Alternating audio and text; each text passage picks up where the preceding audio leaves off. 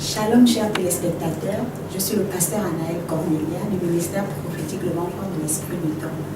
Je viens à la une de l'actualité du journal de la Révélation pour une prophétie qui avait été libérée et qui s'est accomplie le 1er janvier 2018.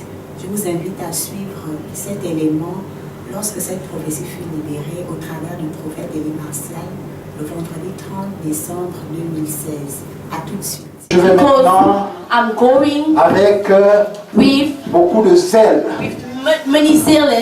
et de force pour faire ici, n'est-ce pas, la lecture du tout dernier journal de Révélation qui date du 19 décembre 2016 lorsqu'il était 4h20. Ainsi parle le Lord. 7. Un porte-flambeau dans le domaine du sport roi, dans le football.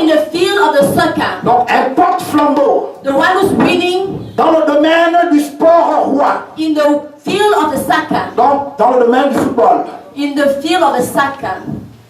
De l'époque, un porte-flambeau dans le domaine du sport roi.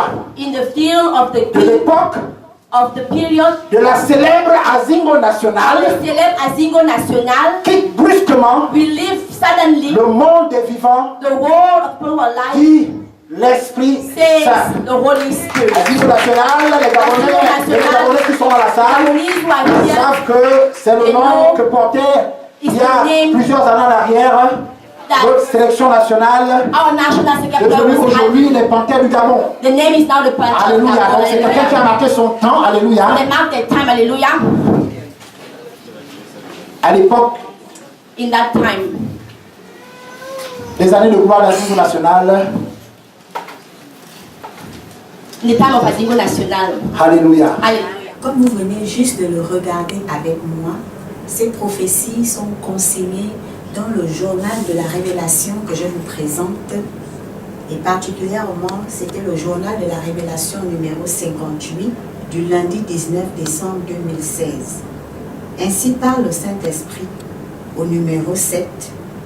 Un porte-flambeau dans le domaine du sport roi, le football de l'époque de la célèbre Azingo nationale, qui brusquement le monde des vivants, dit l'Esprit Saint.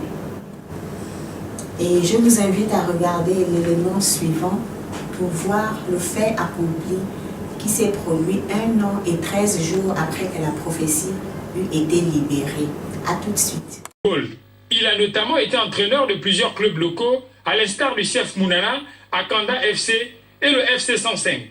Ces dernières années, il apparaissait régulièrement dans les médias locaux en qualité de consultant radio-télé pour décrypter l'actualité du football.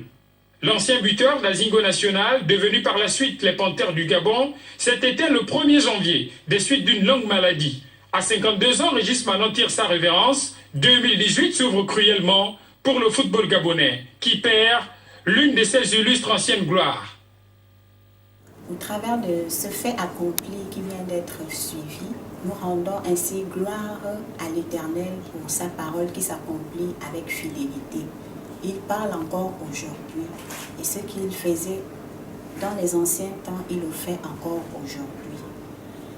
Et par cette occasion, nous rendons hommage à Régis Manon, qui fut véritablement une icône dans cette nation. Que l'Éternel fortifie sa famille, qui les assiste et les soutient dans cette douloureuse épreuve.